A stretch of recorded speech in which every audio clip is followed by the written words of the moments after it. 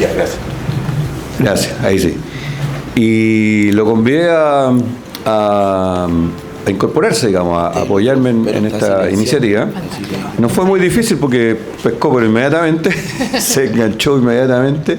Y hoy día ando al revés, pues ando frenándolo porque me tiene medio desesperado. Me dice estoy igual que a los 40. Y la verdad es que este es un tema apasionante, es un tema enorme. Nosotros hemos hecho muchos proyectos, nosotros con Sergio Benavente, mi socio que está por ahí, tenemos más de 30 años, 35 años ya casi 40, de experiencia empresarial, digamos, hemos hecho muchas cosas. Y la verdad es que este es uno de los proyectos más apasionantes, yo creo que he desarrollado y que estamos desarrollando, y que es enorme. La verdad es que es un tema muy, muy grande. No me voy a meter en detalle de las cifras porque ya todos creo que la conocen, ¿no es cierto?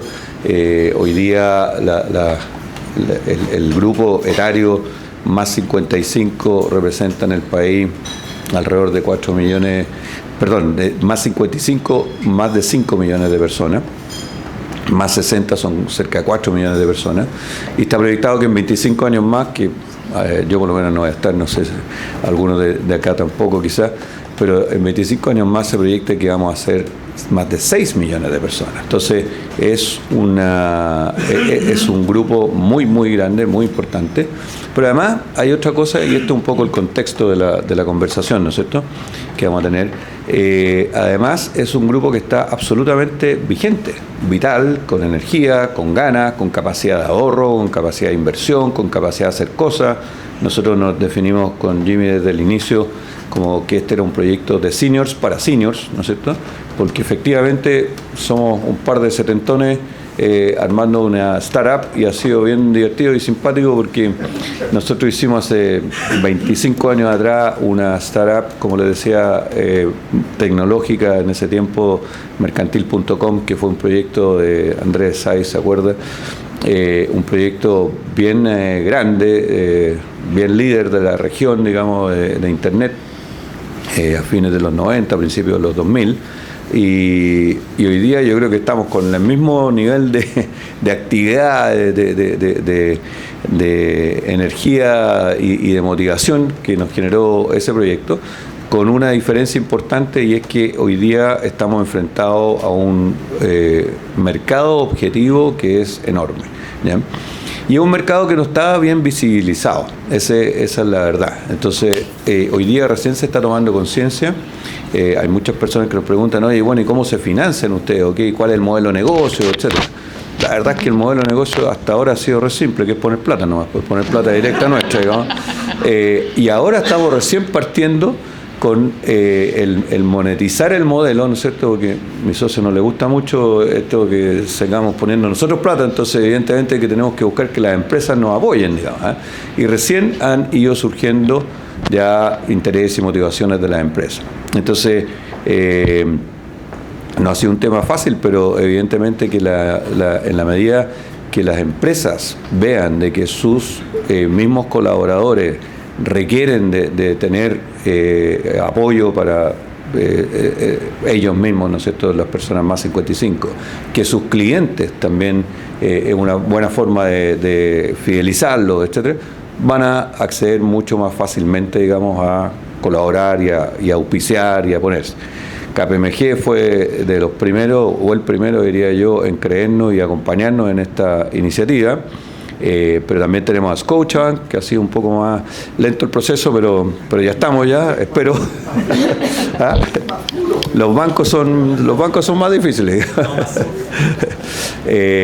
Tenemos también a Ventum Group, que se acaba de incorporar, ¿no es cierto? Tenemos a la oficina de abogados Kerry Allende, que hoy día lamentablemente no pudieron estar acá. Tenemos a Red Salud, que también nos va a estar apoyando a partir del próximo mes, y ya estamos echando a andar esta rueda y esperamos que sean muchos más los que se incorporen para que podamos seguir avanzando y desarrollando esta iniciativa. ¿Bien?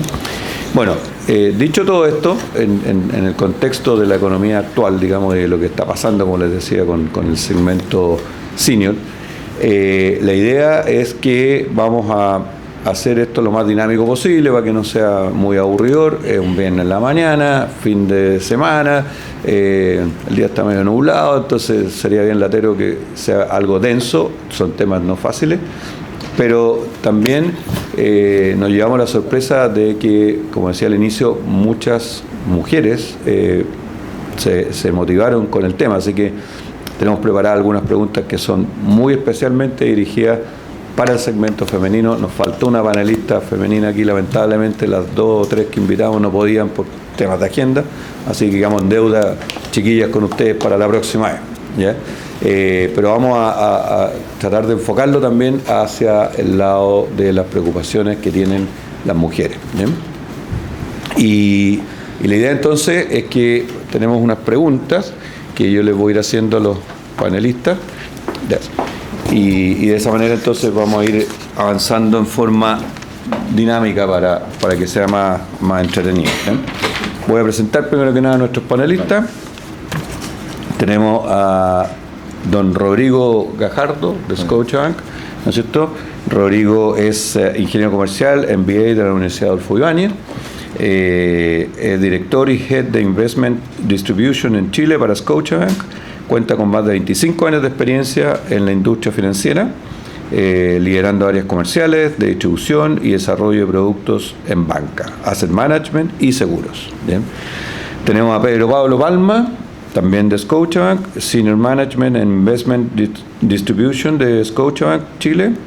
Cuenta con más de 15 años de experiencia en la industria financiera, con foco en gestión de inversiones, distribución de fondos y desarrollo de negocios para clientes institucionales y de alto patrimonio. Bienvenidos ambos miembros de Scotiabank. Y por el lado de KPMG tenemos a don Pablo Flores, que es director de Tax and Legal en KPMG y abogado de la Pontificia Universidad Católica de Chile, donde también cursó un magísteres en Derecho de la Empresa y Derecho Tributario. Cuenta con una amplia experiencia asesorando a clientes locales e internacionales en materias corporativas, tributarias y patrimoniales. Yo creo que con esta cantidad de sabiduría que hay aquí, algo tendremos que sacar en limpio. Así que bienvenidos y muchas gracias a los tres, digamos, por acompañarnos. Y partamos con Scotiabank, con una pregunta que les quería hacer yo, que se refiere un poco a esto que está pasando hoy día en los mercados financieros, que aparte de estar bailando al ritmo del señor Trump, ¿no es cierto?, que depende de las declaraciones que haga o no haga, pero hay una realidad nacional que está un poquito más llevada por nuestras propias situaciones internas. ¿Qué incertidumbres debemos considerar al tomar una decisión de ahorro o de inversión? Y a lo mejor puede ser bueno hacer la diferencia de qué es lo que es ahorro y qué es lo que es inversión. ¿Bien? Vale. Gracias, Gemma, por la invitación y muchas gracias a todos por estar acá. De verdad, bueno, los veo a ustedes acá y me doy cuenta que, como tú lo dijiste, digamos, estamos todos vigentes, digamos, o sea, en definitiva, y tenemos ganas de hacer cosas. Probablemente muchos han contribuido mucho al país durante sus años de vida, digamos, profesional, entonces, mozos, pero todavía están en años mozos, así que, y todos nos estamos acercando además a esto, así que creo que tener este tipo de reuniones, instancias para conversar estos temas que son de interés, especialmente a las mujeres, es muy instructivo, digamos, de alguna manera. Entonces, respondiendo a tu pregunta, Jaime, creo que es muy importante la planificación, digamos. O sea, hoy día estamos viviendo un escenario global. Voy a dejar ahí a Pedro Pablo, que está más metido en el mundo de qué pasa en el mercado, que hoy día está influenciado por las decisiones que toma un político en Estados Unidos, que ha metido volatilidad a los mercados, generando guerras y cosas, digamos, que obviamente siempre pueden pasar, ¿ya? Pero que cambió el contexto, digamos, de lo que se esperaba, digamos. Ahora, en ese escenario, y no me voy a poner a hablar mucho de los mercados ahora, pero están todas las bolsas volando, digamos. O sea, hay volatilidad, hay incertidumbre, pero cuando uno ve los retornos, está todo azul, digamos. Entonces, esas son un poco, digamos, cosas que de repente uno como inversionista no entiende.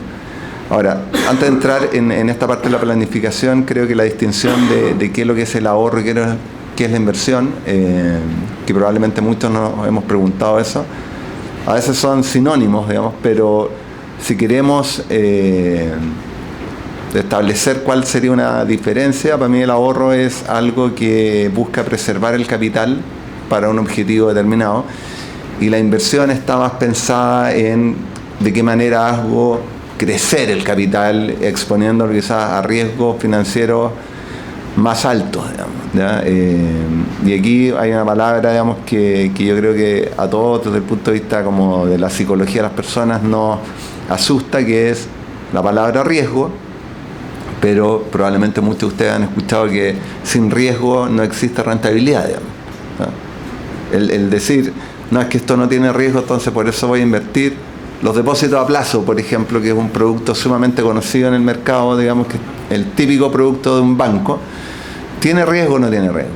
Por supuesto que tiene riesgo, digamos. O sea, uno muchas veces no lo ve, pero tiene riesgo del banco que lo está emitiendo. No todos los bancos tienen la misma clasificación de riesgo en el mercado. Cuando yo quiero vender ese depósito en el mercado secundario, ahí me doy cuenta de cómo el mercado valoriza ese riesgo, digamos. Entonces, pero uno normalmente lo toma a término y tiene, ¿no es cierto?, la rentabilidad que uno pensaba en 30 días, digamos.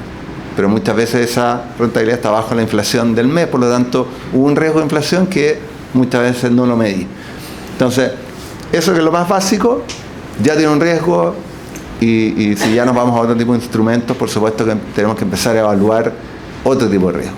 Entonces, ¿qué es lo que hay que hacer? Definir un plan de ahorro y estar acompañado, digamos, ¿no? Acá a todos nos pasa, incluso nosotros mismos que trabajamos en la industria financiera, de repente, o sea, yo voy a hablar por mí aquí, yo no miro lo que tengo, lo que he ido acumulando en mi vida, digamos. Tomé una estrategia de ahorro en un fondo que es balanceado, pero no lo miro nunca, o sea, lo miro una vez al año, ¿ya? Porque tengo una estrategia de inversión. Entonces, a la pregunta, creo que debemos trabajar, ojalá desde lo más temprano posible, pero nunca es tarde, como se dice, de tener estructurado un plan de ahorro. Ese plan de ahorro tiene que estar definido con ciertos objetivos, digamos, para poder saber qué nivel de riesgo puedo asumir. Yo siempre me he declarado una persona de perfil más agresivo. No es que me guste pelear, digamos, sino que desde el punto de vista de las inversiones, pero tengo en este plan de ahorro que me he ido estructurando inversiones en distintos tipos de instrumentos, digamos. ¿Por qué tengo en distintos tipos de instrumentos? Porque en este plan de ahorro, digamos, tengo que tener un fondo de reserva. Y ese fondo de reserva, ¿cómo lo tengo que tener invertido? En algo que sea líquido y con poco riesgo, con poca volatilidad. Y eso puede ser un depósito, puede ser un fondo money market. Hoy día hay cuentas corrientes con rentabilidad, etcétera. También tengo un hijo que entró a la universidad este año. Entonces estoy viviendo lo que significa pagar una universidad. Pero también tengo uno que está en quinto básico y otro, o sea, en quinto bien digo, y otra niñita en tercero, digamos. Entonces me queda muchísimo tiempo, digamos, ¿no? O sea, ojalá Dios me dé vida, salud y plata, digamos, pero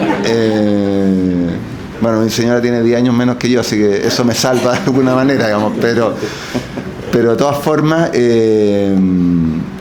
tengo para esos objetivos inversiones que son un poco más volátiles, pero que sé que me van a dar mejor retorno en el tiempo. Entonces, para cerrar la respuesta, digamos, creo que ese plan de ahorro es fundamental y asesorarse. Eso es lo que te podría comentar. Muy bien, pues muchas gracias. Y en ese mismo contexto, entonces, o con esa mirada, ¿no es cierto? Le pregunto a Pablo ahora, ¿cómo proteger el patrimonio? ¿Qué tipo de tips son los más aconsejables para que ese patrimonio que uno va juntando en la vida, como decía Rodrigo, no se diluya muy fácilmente o muy rápidamente, digamos, ¿eh? Claro, mira, yo creo que es una pregunta bien compleja y que depende mucho del caso a caso de lo que uno quiera. Efectivamente, y hay que separar los mundos, porque la protección patrimonial efectivamente viene desde el punto de vista del riesgo, la aversión al riesgo, lo que es el ahorro, lo que es la inversión, con el objetivo de rentabilidad o no. Pero por otro lado hay un mundo que es más fome que de nosotros los abogados, digamos, que tiene que ver con cuáles son las medidas que vamos tomando de cara a lo que queremos a futuro. Y yo en ese sentido creo que junto con el acompañamiento que mencionaban ahora, también está muy metido el tema de la tranquilidad. Yo creo que el objetivo primordial que tiene que ver y que tiene que ver tanto con el ahorro, con la inversión, etcétera, está la tranquilidad de decir, oye, me quiero dedicar a mis 55 más a disfrutar, a vivir de lo que he construido, a seguir trabajando, etcétera, lo que sea el interés de cada uno, pero con calma. Y esa calma viene de, por ejemplo, ya hablábamos cosas con Jaime antes, de cuestiones que son muy anecdóticas y que probablemente a todos los que estamos acá nos han pasado. El día que uno menos lo piensa, alguien tiene un accidente. Chuta, no tenía ni siquiera la clave del banco. ¿Qué voy a hacer? No están las lucas. De repente es tan sencillo, aunque puede ser tedioso, hacer un mandato general respecto de esa persona de confianza y que tú te quedas con la tranquilidad de si algo me pasa, hay alguien que va a estar ahí. Muchas veces pasa lo mismo con el hecho de testar, poder hacer un testamento, organizarse, etcétera, y ver de dónde uno va a disponer, qué es lo que le va a quedar a cada uno. Y también este orden ayuda en general, y este acompañamiento, en evitar incluso las peleas innecesarias que se puede dar cuando uno no esté. Dejar ordenado y decir, mire, para fulanito esto, para sultano esto, para usted aquí. ¿Para qué? Para que no tengan que discutir ni pelear ni nada y se dediquen a acordarse, sea que se rían o que maldigan, pero cada uno verá, digamos, y queda todo ordenado. Y en ese contexto, y adelantando un poquito a otro tema, hoy día el proyecto de ley de reconstrucción nacional, aparte de esta noticia de la posible exención del pago del impuesto territorial, las contribuciones, presenta una oportunidad realmente buena de cara a lo que tiene que ver con la planificación y la protección, que es este beneficio de la disminución de la tasa en un 50% a las donaciones, y que saca además el trámite de la insinuación. O sea, qué cosa más agradable o más tranquilizadora que poder ver en vida tal vez los frutos y las asignaciones que uno quiere decir, oye, pucha, yo quiero que disfruten todo lo que yo me he esforzado durante todos estos años, yo quiero que mis hijos lo disfruten, quiero que mis nietos lo disfruten, quiero quedarme con la tranquilidad de que cada uno tiene un techo, de que le puedo dejar una cuenta de ahorro para la universidad, todas estas cosas bien. Hoy día esta ventana que se está presentando, donde ni siquiera hay que hacer un trámite judicial, donde está establecido ahora a través de una indicación el límite del 50% de los bienes, donde además te están dejando y te dicen, usted puede distribuirlo como usted quiera dentro de ciertas personas, digamos, que incluya a los nietos, por ejemplo. Entonces, son de verdad oportunidades que hoy día se presentan y de la mano con lo importante que ustedes nos dicen del ahorro, de la inversión. La protección al final tiene que ver con que se puede hacer lo que uno quiere, con ver la voluntad cumplida. Y eso yo creo que se nos presenta con este tipo de alternativas de la mano de este orden, que tal vez puede ser medio tedioso, pero de verdad es la tranquilidad para poder disfrutar la vida con un país además donde la generación más senior va solo a ir creciendo. 0,95% tenemos hoy día tasa de natalidad, y lamentablemente no se ve que vaya creciendo. Entonces yo creo que estas medidas son relevantes y son las maneras vividas de proteger realmente el patrimonio. Perfecto. Clarísimo, muchas gracias, Pablo. Oye, y sí, pues efectivamente, nosotros hoy día el grupo etario más 55 representa cerca de un cuarto de la población, un 25%, algo parecido. O sea, 1 de cada 4 personas tienen más de 55 años, y la proyección, como decía hace un rato, de 25 años más al año 2050, es de que 1 de cada 3, más del 32%, se estima que van a ser más de 55 años, pero además con una tasa de natalidad cada vez más baja, digamos. Entonces es un problema muy, muy grande, porque la longevidad, además, ¿no es cierto?, que la expectativa de vida está aumentando cada vez más. Entonces se está envejeciendo la población mundial. Ese no es un problema solo de Chile, sino que a nivel mundial, y por lo tanto eso cambia todo, digamos, ya. O sea, hoy día hay 3 grandes revoluciones o transformaciones que están ocurriendo en forma simultánea. Uno es esta de la mayor longevidad, que es tremendamente notoria, digamos, ¿ya? Lo otro, que también es muy, muy evidente, son los cambios tecnológicos acelerados. O sea, hoy día ustedes se fijan, ¿no es cierto?, por todos los medios, etcétera. Hace un año atrás o 2 años atrás la inteligencia artificial era como un tema así medio como tabú, que nadie entendía muy bien de qué se trata, qué sé qué. Hoy día todo el mundo habla de la IA, están todos metidos en la IA, y todos son usuarios de la IA, me incluyo, que ni conocía al señor GPT, y mi socio me lo presentó, y ahora somos ya pero asiduos, digamos. Entonces el tema de la tecnología avanza a un ritmo pero brutal. Y también está el tema de la alta incertidumbre que hay en términos económicos y en términos sociales, como decíamos. Entonces, hoy día llegar a los 60, 70, 80 años ya no es el cierre de un ciclo, como antes se vivía o se hacía, digamos, sino que hoy día es iniciar una etapa nueva, con desafíos nuevos, etcétera. Y en esa etapa, en donde las inversiones, como decíamos hace un rato, ¿no es cierto?, tienen que ser bien manejadas, porque nos quedan todavía un par de décadas o más de repente por delante, es muy importante tomar las decisiones correctas. Y en ese sentido, Pedro Pablo, te quería preguntar a ti ahora, ¿qué tipo de errores se cometen al invertir? ¿O qué tipo de errores son los que ustedes como Scotiabank, que están viendo regularmente que las personas cometen al invertir, para tratar de evitarlos? Perfecto, muchas gracias, Jaime, y muchas gracias por la invitación, también KPMG. La verdad que es muy interesante el tema, y efectivamente hay muchas cosas que se pueden hacer mejor, en realidad, más que errores. Yo creo que una de las cosas, nuestro mayor, entre comillas, enemigo dentro de las inversiones muchas veces es nuestro estómago. Y ese efecto genera mucho daño. Por ejemplo, estamos en una comida familiar. Generalmente, como yo trabajo en inversiones, todo el mundo me pregunta, oye, ¿en qué invierto? ¿Qué hay que invertir? Y nos falta el tío o la tía que dice, un amigo invirtió en esto y ganó esto.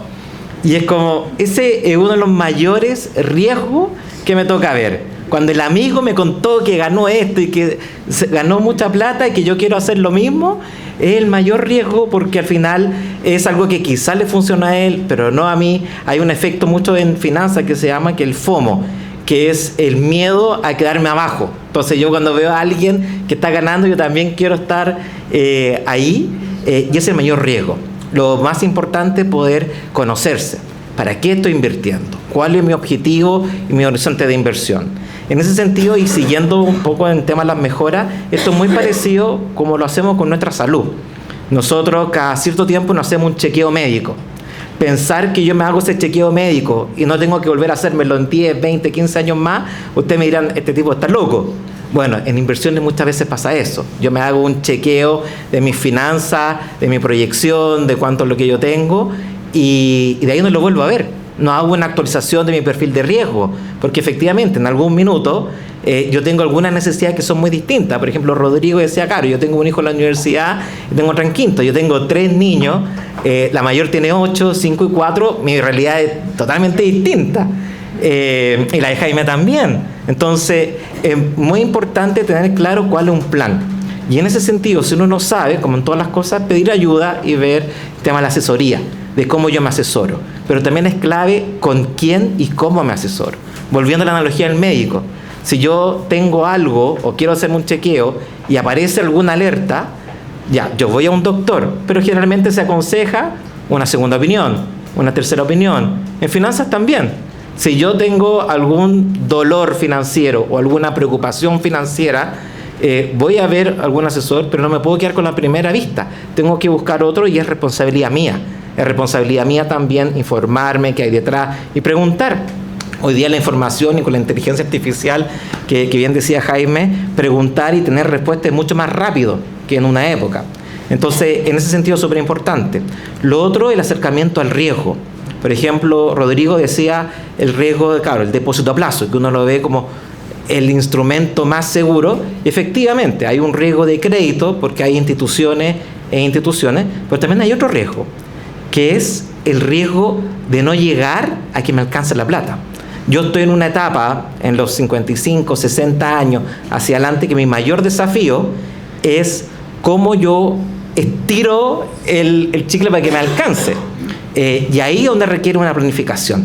Y ahí es súper importante tener esa planificación y que sea periódica, porque las realidades van cambiando. Por ejemplo, hay estudios que muestran cómo el comportamiento del gasto en esta segunda etapa, como bien dice Jaime, yo estoy muy de acuerdo, porque el periodo que hay que financiar, cuando en los años 90 es muy distinto hoy día. Hoy día son muchos más años, entonces hay que planificar con más tiempo, y los estudios muestran que hay un efecto de nu. ¿A qué me refiero con esto? A los 65, la primer tercio de esta nueva etapa, generalmente hay mayor gasto. ¿Por qué hay mayor gasto? Porque yo me quiero dar un gusto. Trabajé toda la vida, me lo merezco, me voy de viaje, quiero salir a comer más, quiero disfrutar más de mi plata. De hecho, yo lo estoy viendo con la hermana de mi suegra, que ahora anda en Europa y se rejubiló hace un mes, ya está ahí full en ese proceso. Luego hay un periodo de estabilización, en donde yo digo, ojo, que tengo que ver que la jubilación no siempre me alcanza, tengo que complementarla, tengo que analizar mis gastos. Y luego hay otra vez un momento de gasto importante, que cuando la salud no empieza a jugar una mala jugada. Entonces, en ese sentido es muy importante planificarse. Y en cada etapa, mi portafolio, la forma en que yo administro mi monto patrimonial es muy distinto. Y ahí es muy importante también el acompañamiento. Y volviendo al tema del depósito a plazo, de nuevo, como que el riesgo de no tomar riesgo, eso es súper importante. Y eso diría yo como grandes rasgos. Muchas gracias, Pedro Pablo. Y entrando ya más al tema prometido, ¿no es cierto?, de la situación de las mujeres, hay muchas mujeres que enviudan o que han enviudado hace poco, ¿no es cierto?, y que han vivido o podrían vivir este proceso y darse cuenta al vivirlo o al enviudar, ¿no es cierto?, que no sabían nada de lo que tenía el marido o dónde estaban sus plata, sus claves, los seguros, nada, no saben ni siquiera la clave del banco, ¿no es cierto? Y esta es una realidad que es permanente, digamos. Entonces, Rodrigo, una pregunta que teníamos en ese sentido es: ¿qué debe hacer alguien en esa situación y qué debería haber hecho para evitarlo, ¿no es cierto? Porque esto, la idea, también nos están viendo en Instagram ahora, entonces la idea es que no solo en esta audiencia de acá, sino que la gente que nos está viendo tenga alguna tips, algunas ideas de cómo evitar este tipo de situaciones, para que no se encuentren con esta sorpresa en el momento en que les toca vivirlo, lamentablemente, digamos. Sí, es muy buena pregunta. A ver, es buena pregunta y es compleja la respuesta. Digamos, nosotros, como Scotia, lanzamos recientemente una iniciativa Mujeres, digamos, y parte de eso incluyó el hacer un trabajo con mujeres, ¿ya? Lo hicimos con familias de alto patrimonio, donde vimos la realidad que todos se enfrentan, y lo que tú acabas de mencionar, digamos, es muy común, digamos. O sea, hay un porcentaje altísimo de mujeres que, como tú dices, no sabía nada, y obviamente se encuentra muchas veces con sorpresa también desagradable en esos momentos, digamos, ¿ya? Creo que la solución es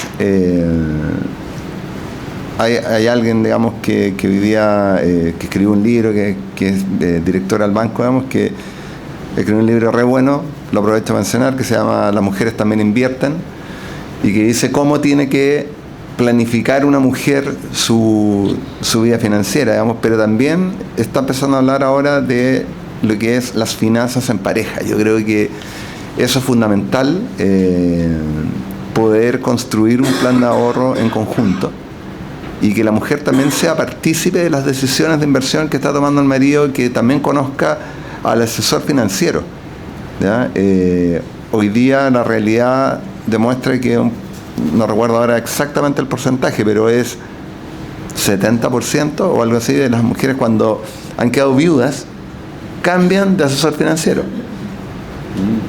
¿Ya? Eso es un dato súper fuerte, digamos. O sea, y obviamente yo no digo que no lo hagan, por supuesto que si encuentran asesoría, digamos, distinta, siempre es evaluable, digamos, pero creo que hoy día, digamos, hay que adelantarse a los problemas, como en todo, digamos, y creo que la solución va por esa construcción del plan de construcción patrimonial como familia, y que la mujer y el marido, porque también hoy día hay muchos profesionales, digamos, parejas que ambos son profesionales, que ambos construyen patrimonio, digamos, conozcan, ¿no es cierto?, con quién se están asesorando cada uno o en conjunto, digamos. Yo creo que por ahí va un poco la solución, y obviamente también para enfrentar momentos de este tipo hay un montón de instrumentos al mercado financiero, desde los seguros, los fondos de inversión, etcétera, fondos mutuos, que permiten, ¿no es cierto?, poder hacer frente a estos riesgos que no son financieros, pero que impactan las finanzas. Eso. Muchas gracias, Rodrigo. Efectivamente, y en esa situación también, ¿no es cierto?, de circunstancias en que las mujeres se ven enfrentadas a este tipo de realidades. Otra realidad muy concreta, Pablo, es que muchas mujeres de esta generación trabajaron, pero menos años, o en el sector informal, y hoy tienen pensiones muy bajas. Entonces, la pregunta es, ¿qué opciones reales tienen para complementar eso? Y si hay algo que todavía se puede hacer, digamos. Mire, yo creo que hay que distinguir algo que tiene que ver con el ahorro, con lo financiero propiamente acá, que son más entendidos. Si me piden a mí asesoría de inversiones, no se los recomiendo, voy a ser súper honesto. Pero hay un punto clave que tiene que ver con la planificación. Y yo diría que ahí está el centro. Y distinguir entre lo que es el ahorro y la inversión. El ahorro tiene que considerar siempre esa pensión posible. Y ciertas cosas que también son relevantes y más casuísticos. A veces, si fallece uno de los cónyuges y se puede cobrar todavía una pensión dependiendo cuál es la etapa en la que falleció, si se jubiló o no se jubiló, etcétera. Pero yo te diría que existen además otros instrumentos que permiten que con el tiempo uno vaya haciendo retiros periódicos.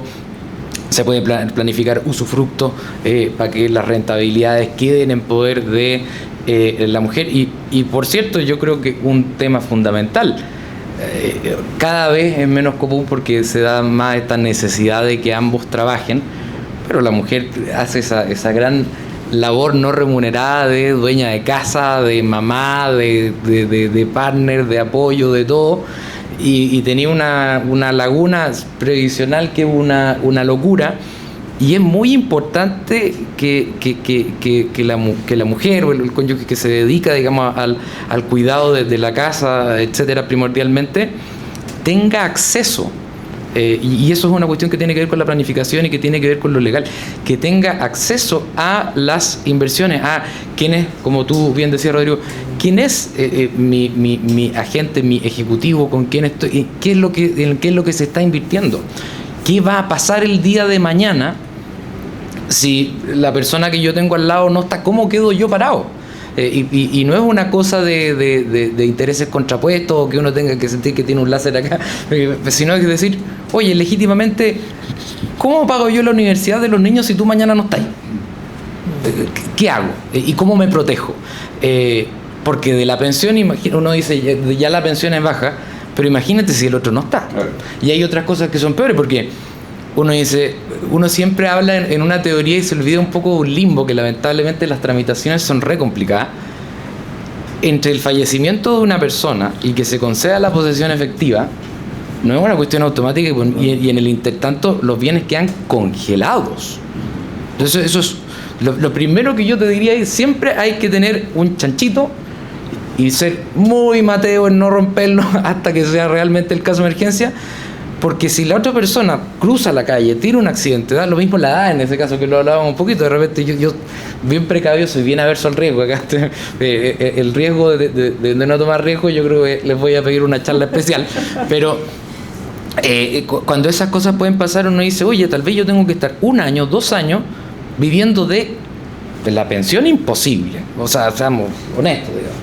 Entonces ahí hay que planificarse, y también hoy día lo que uno puede hacer es constituir sociedades. En esas sociedades la administración en caso de fallecimiento de uno de los cónyuges queda en el otro, ahí hay un fondo del cual se puede disponer en el intertanto, se puede administrar esa plata, o sea, buscar esas maneras de ir protegiendo. Y insisto, hoy día se abre una ventana muy interesante con el tema de las donaciones, de poder asegurarse y poder traspasar en vida parte de ese patrimonio a la otra persona, por ejemplo, para darle el chanchito.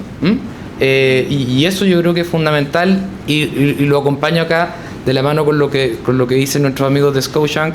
Conozcan al asesor financiero, conozcan al abogado, cámbienlo si quieren, está bien, pero de antemano véanlo como un partner. O sea, si el negocio del abogado, en mi caso, del asesor en el caso de ellos, es que la inversión crezca y que estén todos lo más tranquilo posible y que sea transparente. Yo creo que ahí el acceso a la información es lo fundamental, y aprovechar estas ventanas realmente para poder quedarse con la tranquilidad el día de mañana de hay un ahorro, en qué quedar y qué es lo que está pasando, y no tener miedo a conversar esas cosas, que yo creo que con el tiempo se ha ido abriendo eso. Perfecto. Clarísimo, muchas gracias, Pablo, pero efectivamente, y ahí hay que agregarle un elemento adicional, porque en este tema de la posesión efectiva, además está el problema de que cuando sale la posesión efectiva hay que pagar el impuesto de herencia. Exacto. Y hay que tener liquidez para poder pagarlo. Entonces, el tema es doblemente complejo, digamos, y bueno, como dices tú, hay muchas mujeres que toda su vida delegaron sus decisiones de plata al marido o a otras personas, ¿no es cierto? Y de repente se encuentran frente a esta realidad o quieren tomar el control, ¿no es cierto? Quieren cambiar el esquema.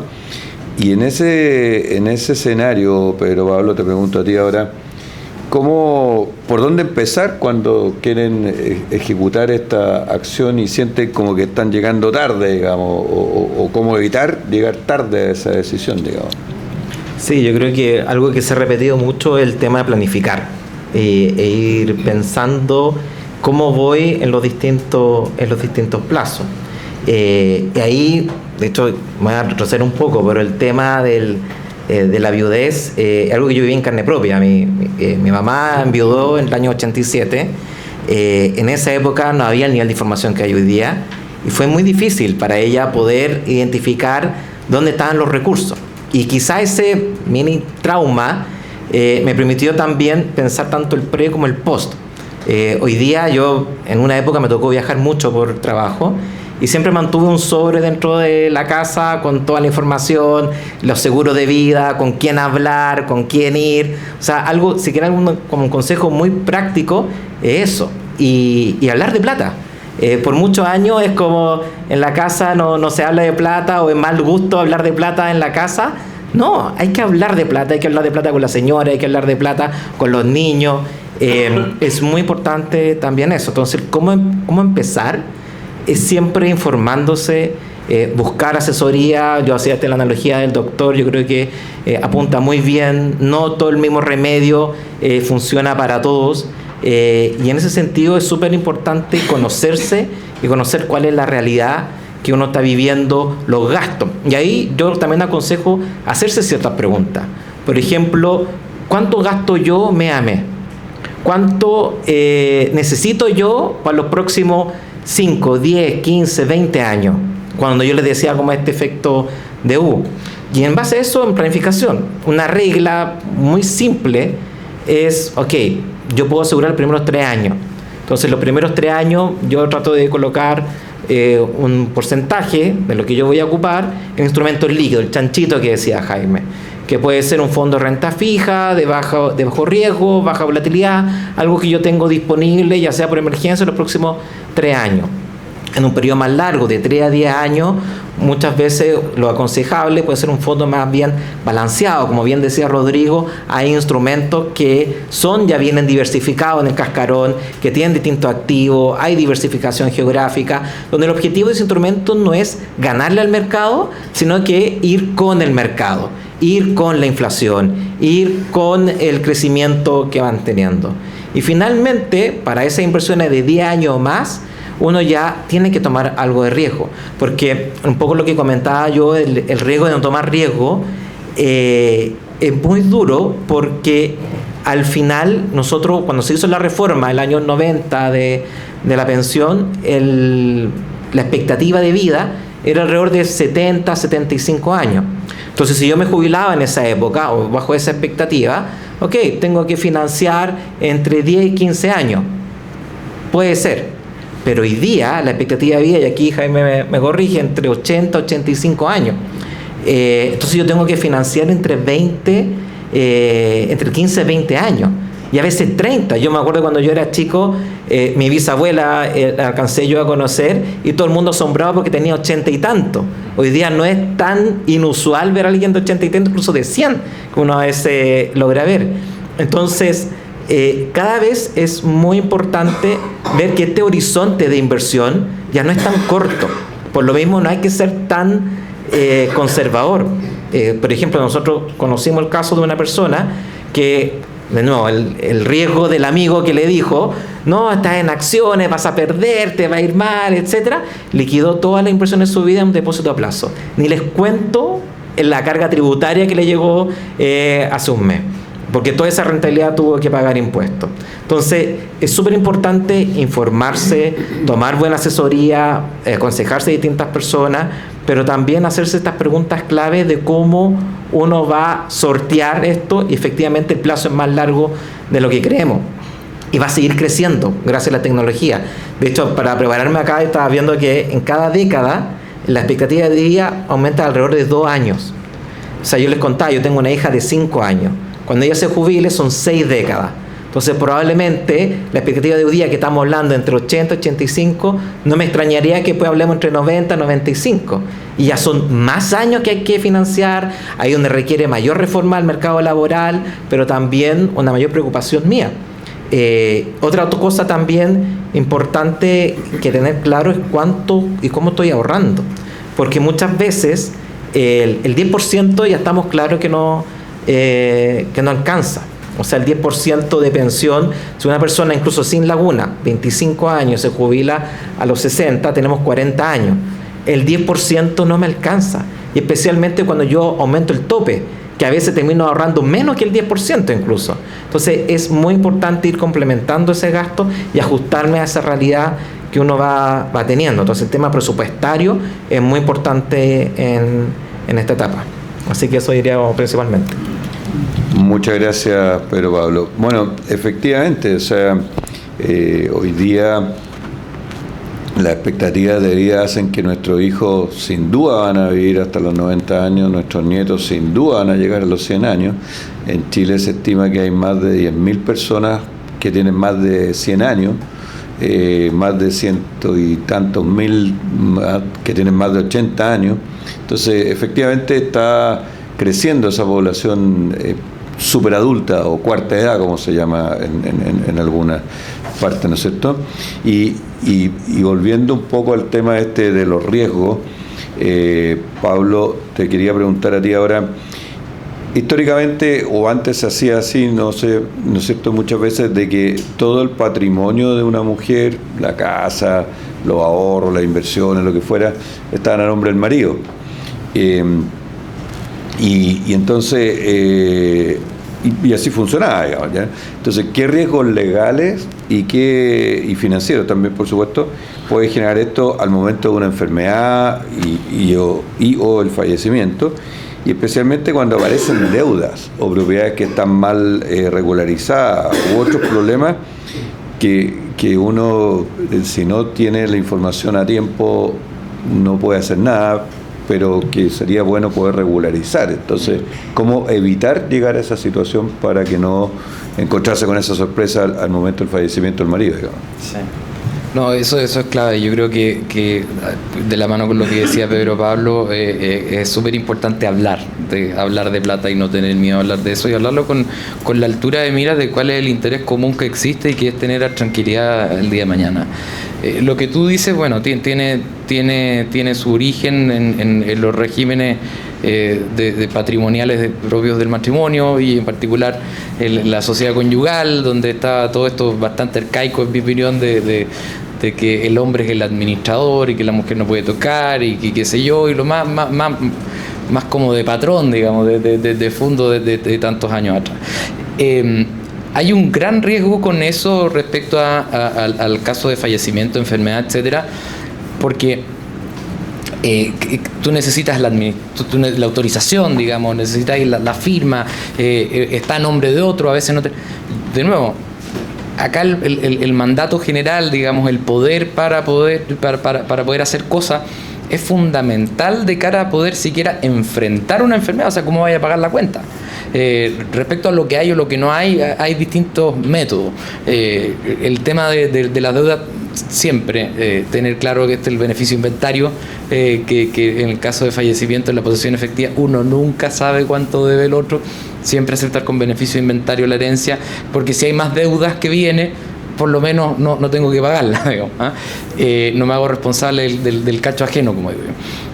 El otro, y bastante majadero he sido y lo seguiré siendo en esta jornada, con la posibilidad que se nos abre con las donaciones, etcétera, para poder planificar y en vida poder, en el fondo, estructurar esto. Yo te diría que tiene que ver con el mandato, con los poderes, con el conocimiento, con la información y con cómo hacer esto. Tú mencionaste un tema súper importante respecto de la liquidez para poder pagar también el impuesto a la herencia. Un tip que es poco conocido, pero que se hace común hoy en día. Se puede pedir y se hacen los oficios respectivos para que con la plata propia de la masa hereditaria se pague el impuesto a la herencia. O sea, yo he tenido clientes que me han dicho: oye, es que no me atrevo ni siquiera a iniciar el trámite porque no tengo plata para pagar el impuesto. Es que no necesitáis tener la plata, porque la plata está ahí. Entonces se va, y el servicio de impuesto interno oficia al banco, y el banco o la institución hace el pago. Se demorará un mes más, pero no perdiste los años tal vez de congelamiento por falta de información, que es muy razonable, sobre todo la inseguridad que va creciendo a medida que uno va teniendo más años. Y hay distintas alternativas en ese sentido, yo te diría. Pero de nuevo, el planificar, el conversar, y de verdad, hoy día creo que ya no estamos afortunadamente en ese plano donde hasta hace poco todo lo manejaba una de las personas. Tener el patrimonio propio, tener cosas a nombre de uno por tranquilidad, no solo por tranquilidad. Fíjate que te lo hablaba la otra vez con un cliente, no es solamente por tranquilidad de tu señora, le decía, es por tranquilidad tuya. Porque si a ti te pasa algo y está todo tu nombre, nadie te va a pagar y te vaya a tener que ir al hospital no sé cuánto. Y ahí, chata, en realidad. Así que, no vas a saber. Y no vas a saber. Sí. Nunca se enteró. Claro. Efectivamente. Oye, y hay que negociar también con los asesores legales, tributarios, para que también los honorarios se puedan pagar después, a la cola. No menor. Oye, bueno, yo creo que aquí ha habido harta información aclaratoria de estas situaciones que se dan en la vida real, ¿no es cierto? Han habido varios consejos, varias sugerencias, y me gustaría ahora ofrecer la palabra para que hayan preguntas que surjan de ustedes mismos y de ustedes mismas respecto de estas materias u otras que sean de interés de ustedes, ¿no es cierto?, para que nuestros panelistas puedan responder. Ahí hay una pregunta, parece. Hola, buenos días a todos. Mi nombre es Mónica Manríquez, ¿ya? Y quería agregar un tema, un tip y una pregunta. Había hecho una pregunta de, siempre se habla de las inversiones, del riesgo, de las acciones, fondos mutuos. ¿Qué pasa con la antigua, que es lo que se pensaba era comprar bienes muebles, o sea, inmuebles? ¿Qué pasa con eso? Porque en el fondo, ¿qué nivel de riesgo, cuál nivel de rentabilidad o cómo lo incorporan ustedes para el tema de lo que es una inversión a futuro? Cuando alguien dice voy a vivir de mis rentas. Claro. Y antes de darle la palabra, quería dar un tip con respecto, complementando lo que estabas hablando tú, que es muy interesante. Cuando la señora se queda viuda y no sabe dónde están las plata, es muy fácil. Lo que no saben todos es que se hace una carta. Hoy día afortunadamente la CMF está junto, está banca y seguro listo, se pide online y le dice todo lo que tiene rapidito. Y lo segundo, dando la misma materia de temas de materia y seguro, es que tenga un seguro para pagar el funeral, que le digo yo. Sí. En el fondo, un seguro de vida que esté destinado a alguien, que sea de rápido, con un certificado y tiene la plata disponible en forma directa, sin posesión efectiva y sin pagar impuestos. Esas dos cosas. Y ahora la consulta. Muchas gracias por el tip y la consulta. ¿Quieres responder tú, Rodrigo? El concurso no es funeral, no va a eso. Las inversiones inmobiliarias, por supuesto, son un activo más dentro de las posibilidades de inversión, digamos. Creo que lo fundamental antes de tomar cualquier decisión es evaluar, aparte del riesgo, la rentabilidad potencial del activo y la liquidez que tiene, ¿ya? Un portafolio bien diversificado debería tener quizás inversiones inmobiliarias en un porcentaje, digamos. Pero si yo tengo todo en inversiones inmobiliarias y quiero vivir de esas rentas, que yo sé que hay mucha gente que lo ha hecho así, digamos. O sea, voy a ir como un ejemplo muy cercano. Mi suegra ha construido un patrimonio importante, digamos, para lo que ha hecho en su vida, y lo tiene todo propiedades. Y tiene unas rentas de eso, digamos, ¿ya? Pero cuando uno requiere liquidez, porque todos tenemos necesidades de liquidez para enfrentar algunas cosas, digamos, liquidar una propiedad no es tan rápido, digamos. O sea, yo podría vender una propiedad muy rápido. Si le bajo el 50% el precio, probablemente se me llena de compradores en efectivo, toma, ahí está la plata y lo vendí, digamos. Entonces, ese es el problema. Y bueno, hay otros asociados a cuando uno dice, ok, yo voy a tener propiedades para arrendar. Eso también genera un gasto, digamos. Los arrendatarios no todos te dejan el departamento en buenas condiciones, que requieren mantención, hay contribuciones, hay un montón de cosas que hay que evaluar. No estoy diciendo que no, yo creo que sí hay que tenerlas. Ayer estuve en un evento del banco con clientes en Temuco y se me acerca al final un matrimonio, ¿verdad? Y me dicen, oye, tenemos un colegio, nos está yendo bastante bien, pero también tengo unas inversiones inmobiliarias y no sé qué hacer. Y son, porque dentro de los puntos inmobiliarios hay renta inmobiliaria, también hay desarrollo inmobiliario, también uno puede apostar a la plusvalía. Entonces ellos habían comprado un terreno. Entonces me dice, yo no sé qué hacer, por ahí alguien nos dijo, construyan un strip center. Me dijo, yo no tengo idea de lo que es administrar un strip center, digamos. Yo dije, yo tampoco, digamos, pero probablemente se podría asesorar con alguien de confianza y a lo mejor una posibilidad. Le dije, pero ¿le puedo hacer una pregunta? Porque usted cuando compró esto lo hizo pensando en que no, en que se podía revalorizar. Lo había comprado hace como 15 o 20 años atrás ya. ¿Y en cuánto lo compró? En 13 millones de pesos. Perfecto. ¿En cuánto lo podría vender hoy día? En 900, me dijo. Véndalo, le dije. Véndalo y cómprese 20 terrenos en Coyhaique, le dije, y espere años si tiene para esperar, y también va a ganar igual, digamos. Entonces, claro, la respuesta a la pregunta es, depende. Yo creo que sí es parte de lo que debiera ser una correcta diversificación, pero como se dice en las inversiones, uno no puede poner todas las fichas en la misma canasta. Exacto. Gracias. Eso. ¿Alguien más? Gracias. ¿Alguna otra cosa?